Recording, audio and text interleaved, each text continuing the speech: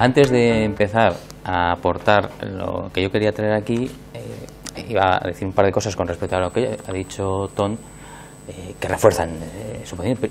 Cuando él ha hablado de las controversias Estado-inversor, todavía se puede incidir más en un asunto, porque la London School of Economics, que es una de las escuelas de economía más prestigiosas de Europa, le encargó el gobierno británico un estudio específico de la repercusión de incluir en el tratado el ISDS o no incluir en el tratado el ISDS. Y la conclusión de la London School of Economics fue que si se incluye el ISDS, el riesgo de demanda y por lo tanto de tener que cubrir cantidades ingentes de monetarias por las demandas perdidas era notable, y en cambio, si no se incluye, el incremento, o sea, el no incremento de inversiones, que se supone que es lo que protegen fundamentalmente, tiene una relevancia insignificante, con lo cual la articulación del ISDS en el fondo no es más que una consolidación de un modelo respecto a la matriz de pensamiento que rija el TTIP, que necesita un instrumento como este, que recordemos no recurre a los tribunales ordinarios y en escala en un momento determinado llega al tribunal de arbitraje, sino que directamente van al tribunal de arbitraje.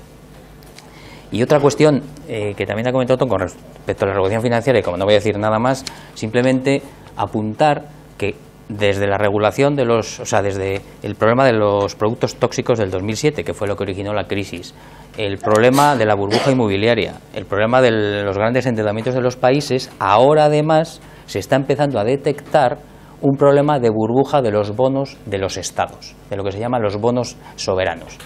Hay un ejemplo práctico, y es que Grecia, que se supone que es un país quebrado prácticamente, con el bono a la altura del bono basura, según estas cosas que solemos oír en televisión, el BBB negativo y todo este tipo de cosas, hizo una emisión de 3.000 millones al 4,75%, es decir, un tipo de interés normal, nada extraordinario, y tuvo una solicitud de 20.000.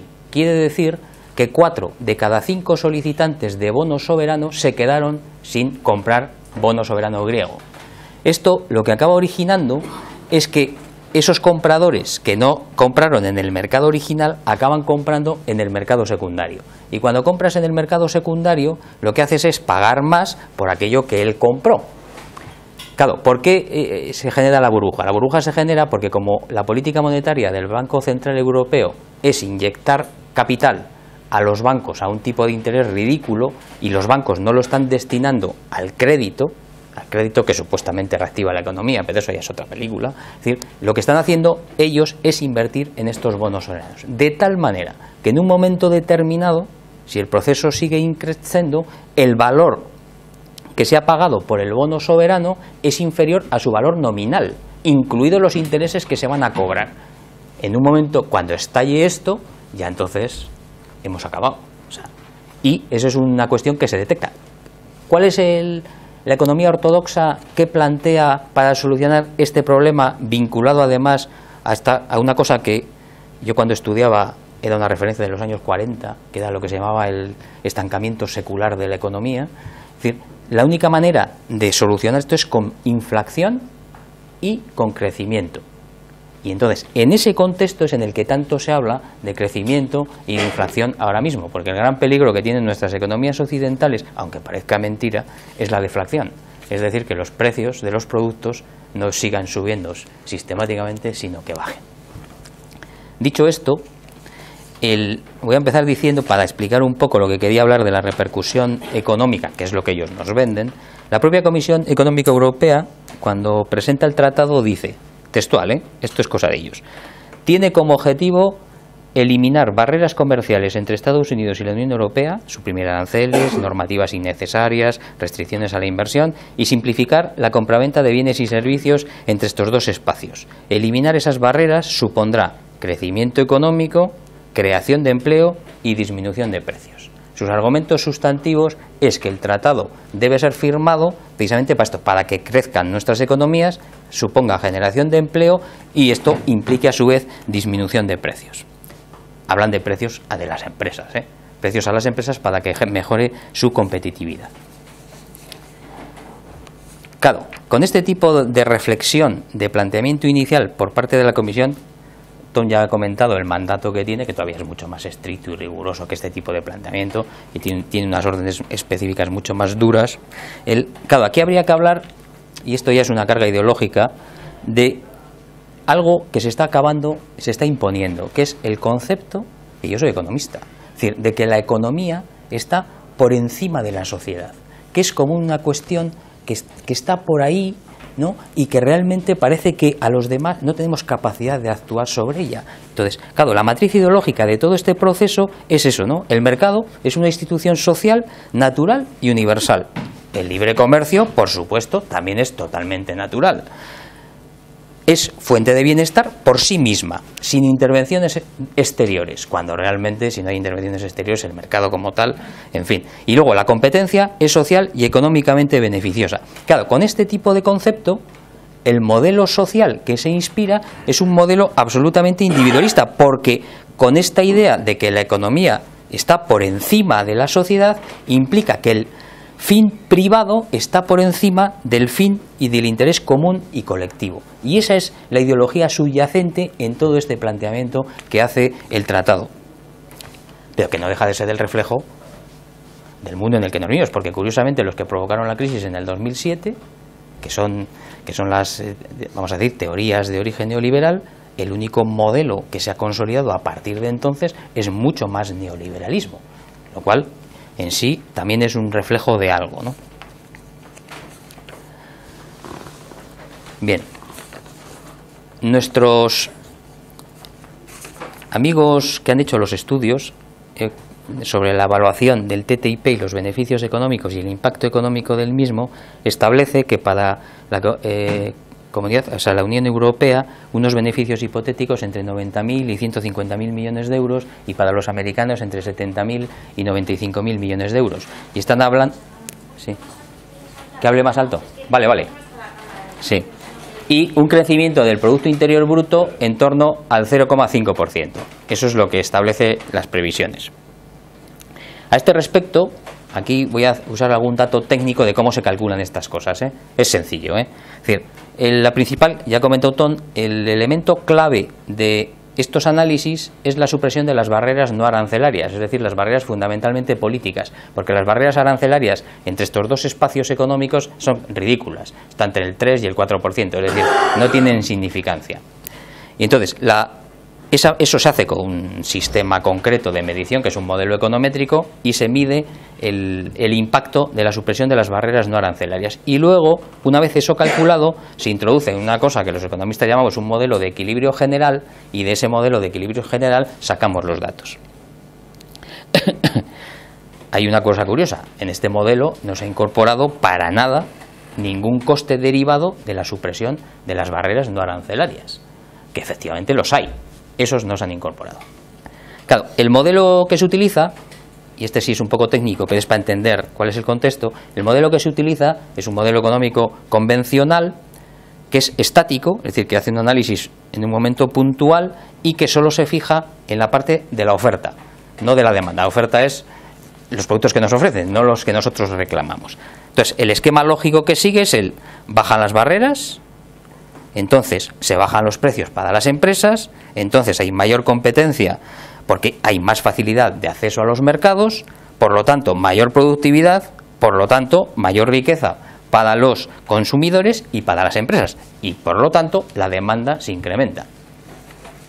Claro, esto en la teoría está muy bien, es un planteamiento puramente teórico.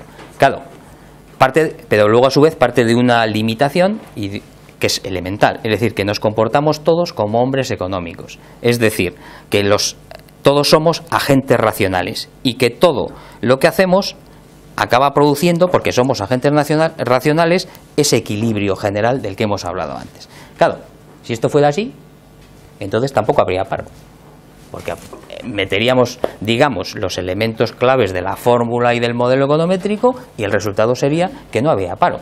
Si esto también fuese así, también pasaría que aquellos agentes decisores de los mercados financieros nunca se equivocarían, porque esto más esto más esto es esto, pero ya sabemos y conocemos incluso claramente las consecuencias de que esto no es así. Con lo cual, si el modelo en el que se plantean los resultados económicos de la aplicación del TTIP se basa en este tipo de premisas, pues cuando menos hay que poner entre comillas las mismas. Hay ejemplos de planteamientos que han hecho similares para otro tipo de tratados y los resultados han sido catastróficos. Luego comentaremos un poco los datos con respecto al tratado Estados Unidos, Canadá y México y al trabajo, que se ofrecían millones de puestos de trabajo y al final lo que ha generado es una pérdida sistemática.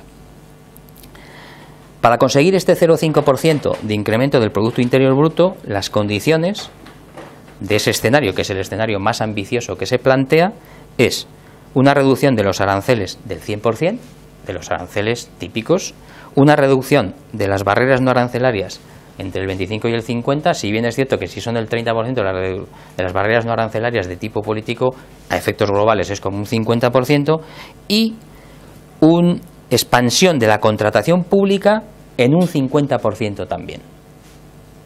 Con esas tres premisas, el crecimiento del Producto Interior Bruto sería del 0,5%. Si rebajamos estas premisas, porque han hecho un escenario con una hipótesis menos optimista, que sería rebajar los aranceles al 98%, reducir las barreras no arancelarias a un 10% y la expansión de la contratación pública a un 25%, entonces estaríamos hablando de un 0,27 del Producto Interior Bruto en 10 años. O sea, un 0,027 anual. Claro, la cuestión es, ¿se puede justificar todo lo que lleva de pérdida de derechos, de todo lo que ha comentado antes Ton, para este esfuerzo de impulso económico? Realmente no. Y estos son sus datos. No es que nosotros hayamos hecho datos alternativos. Estos son los propios datos de la Comisión de sus estudios hechos ad hoc para justificar económicamente los aspectos positivos del tratado. Es lo que hay. Hoy, por cierto, la del PP me decía que, bueno, que todos estamos a favor que todos estamos a favor de crear empleo, que todos estamos a favor de este tipo de cosas, entonces que realmente se apuesta por el progreso, ¿no? En fin. Con respecto al empleo, dos consideraciones también, y ya termino enseguida. Dos cuestiones. Una de tipo, no iba a decir ideológico, sino técnico. Es decir, existe una idea preconcebida en la economía clásica de que el comercio genera empleo. Y generalmente los modelos con los que se trabaja sí lo hacen.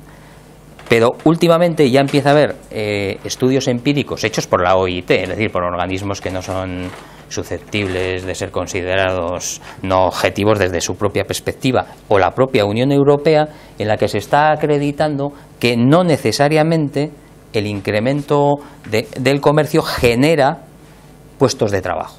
Y no lo hace porque fundamentalmente el potencial crecimiento en ciertos sectores industriales generalmente lo asume el incremento de productividad, porque son las empresas más competitivas las que crecerían más y su incremento de productividad consumiría, digamos, ese incremento de puestos de trabajo. Por otro lado, por ejemplo, para el Estado, los datos que se están manejando en los propios estudios que plantean es de el más optimista, de una creación de puestos de trabajo de 140.000. En un país con 5 millones de parados, o 6, que ya no se sabe muy bien, 140.000 puestos de trabajo realmente bordea lo ridículo. O sea, todas estas consecuencias, todas estas desregulaciones, todos estos riesgos para crear, hipotéticamente, 140.000 puestos de trabajo, desde luego no hay una correlación adecuada. Y es la cifra más optimista que se ofrece, cifra que se puede cuestionar perfectamente, porque ya la propia Unión Europea reconoce que se van a tener que producir grandes desplazamientos de puestos de trabajo, a haber cantidad de gente que por su nivel de formación, por su capacitación, etcétera, nunca va a poder volver a trabajar, porque ese sector en el que está queda absolutamente fuera de mercado, nunca va a poder volver a trabajar, y tampoco jamás se han considerado los costes de formación de esos que sí podrían volver a trabajar, pero necesitarían volver a formarse, etcétera, etcétera, etcétera. Con respecto al empleo, además, y esto ya es una cuestión de las normativas regulatorias, hay que entender que si se produce una homogenización, los Estados Unidos con respecto a los derechos de los trabajadores no son precisamente un ejemplo. Sabéis que solo han firmado 2 de 8 de los principios fundamentales para proteger a los trabajadores de los tratados de la OIT. Sabéis que hay cantidad de estados que tienen una normativa antisindical que se llama el derecho a trabajar, no hay negociación colectiva, etcétera, etcétera, etcétera. Entonces, armonizar con este tipo de planteamientos, desde luego, a los trabajadores europeos les deja a los pies de los caballos.